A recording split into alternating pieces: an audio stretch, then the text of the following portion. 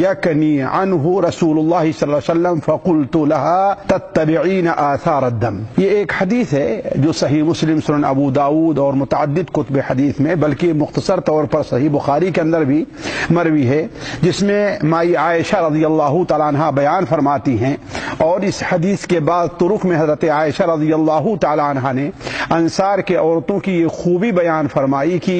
اللہ تعالیٰ تبارک و تعالیٰ رحم کرے انصاری عورتوں پر کہ دین کی سمجھ اور دین کی فقہ، دین کی معلومات حاصل کرنے میں ان کے سامنے حیا حائل نہیں ہوتی تھی۔ تو وہ بیان کرتی ہیں ایک انصاریہ عورت سے متعلق حضرت اسماء، یہ شاید اسماء بنت شکل ہیں، جسے خطیبۃ المرأہ کہا گیا ہے، یعنی صحابیہ عورتوں میں کے خطیبہ۔ وہ اللہ کے رسول کی خدمت میں حاضر ہوئی اور انہوں نے سوال کیا کہ اے اللہ کے رسول صلی اللہ علیہ وسلم، ہم میں کی کوئی عورت جب اپنی ماہواری کے دن سے فارغ ہو تو کیسے پاکی حاصل کرے؟ آپ صلی اللہ علیہ وسلم نے ارشاد فرمایا کہ دیکھو، بیری اور اپنا پانی لے، اس سے وضو کرے، پھر اپنے سر کو دھو لے، وَتُدْلِكُهُ، اور اچھی طریقے سے رگڑے یہاں تک کہ بال پانی کی جڑوں تک پہنچ جائے، ثم تفیض علی جسدها، پھر اپنے پورے جسم کے اوپر پانی پھینکے، ثم تأخذ فرصتها، پھر اپنی روئی لے لے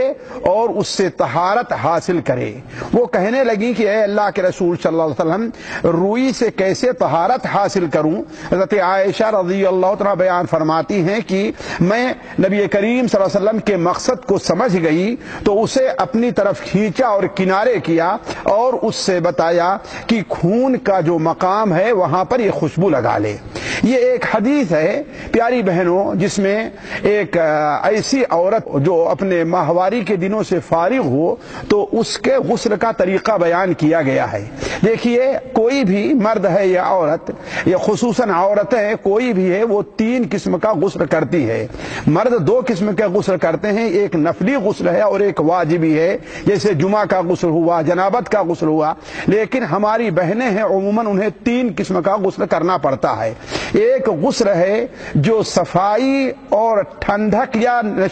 نشاط حاصل کرنے کے لیے، مثال کے طور پر کوئی بہن ہے کام کر کر تھک گئی یا بڑی گرمی لگ رہی ہے، اس سے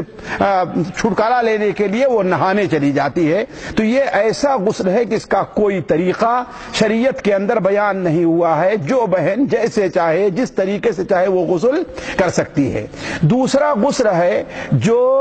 جنابت کا غسل ہے، یعنی جنوبی ہونے کے بعد، اور تیسرا غسل ہے جو ماہواری سے پاک ہونے کے بعد کا غسل ہے، اور یہ دونوں غسل واجب ہیں۔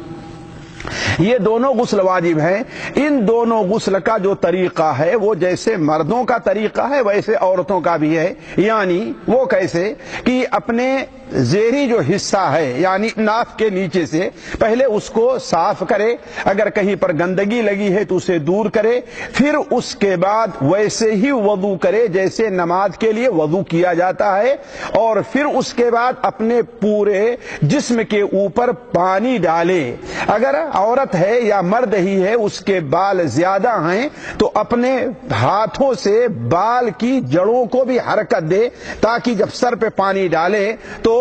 بال کی جڑوں تک پانی پہنچ جائے۔ پھر اس کے بعد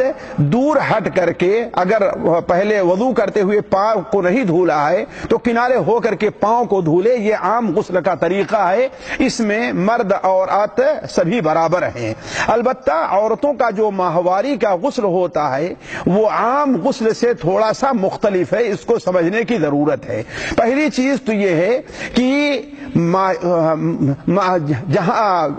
پہلی چیز یہ ہے کہ ماہواری کا غسل جنابت کے غسل سے تقریباً 3 چیزوں میں مختلف ہے۔ پہلی چیز یہ ہے کہ ماہواری کے غسل کے لیے شیمپو، صابن یا اس قسم کی چیزیں استعمال کرنا بہتر ہے، جیسا کہ اسی حدیث میں اللہ کے رسول نے ارشاد فرمایا کہ تأخذ صدرها وماءها، اس وقت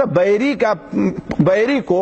پتے کو گرم کر کے جو صابن کا کام دیتے تھی اس کو اپنے جسم کے اوپر عورتیں یا مرد لگایا کرتے تھے، اس سے پاکی حاصل کرنے کے لیے صابن کی جگہ پر۔ تو آپ صلی اللہ علیہ وسلم نے پہلی چیز یہ بتائی کہ کیا کرے، وہ بیری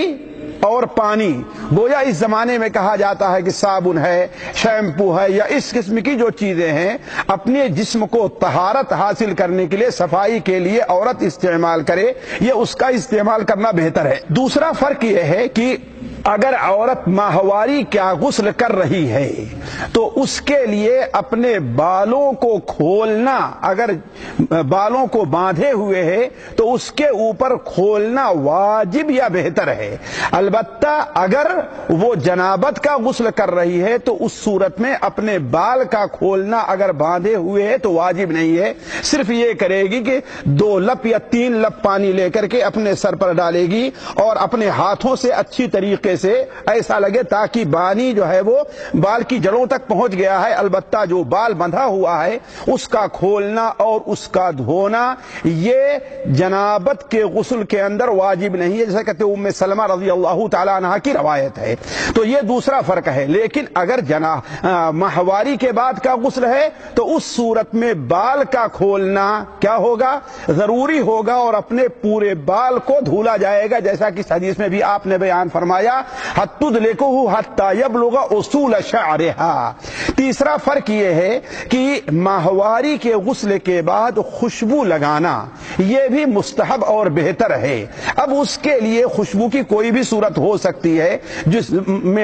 جس ماحول میں جو صورت ہو وہ صورت استعمال کی جا سکتی ہے۔ تو یہ 3 صورتیں ہیں، جو 3 فرق ہیں جو عام جو جنابت کے غسل میں اور ماہواری کے غسل میں ہے، جس کا لحاظ رکھنا ہماری ہر مسلمان بھائی مسلمان بہن کے لیے ضروری ہے۔ اللہ تعالی ہم میں سے ہر شخص کو دین کی صحیح سمجھ عطا فرمائے۔ وصلی اللہ علی نبینا محمد وعلی آلہ وبارک وسلم۔